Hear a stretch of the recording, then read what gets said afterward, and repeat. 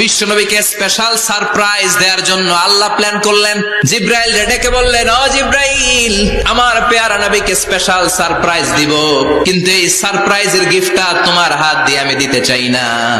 আমার পেয়ারা নবীকে দুনিয়া থেকে টান দিয়ে আমার আরশের উপরে নিয়ে আসো। টাইমের স্পিডকে আল্লাহ থামিয়ে দিলেন।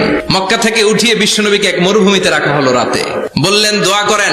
দোয়া করে বিশ্বনবী বললেন, ভাই জিব্রাইল, এটা কোন জায়গা, কোথায় দোয়া করব? সাইয়েদনা জিব্রাইল বলেন, নবী, কিছুদিন পরে এই জায়গায় আপনি হিজরত করে আসবেন। এই জায়গার নাম ইয়াসরিব, মদিনা।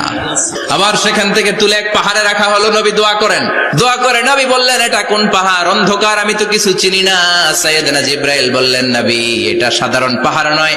এই পাহাড়ের কথা আল্লাহ কোরআনে বলেছেন। এই পাহাড়ের কসম আল্লাহ কোরআনে খেয়েছেন। এই পাহাড়টা হলো আপনার ভাই মুসার পাহাড়, তুর পাহাড়। সাহিবুল মেরাজ, যেই নবীর মেরাজ হয়েছে আর কোন নবীর হয় নাই।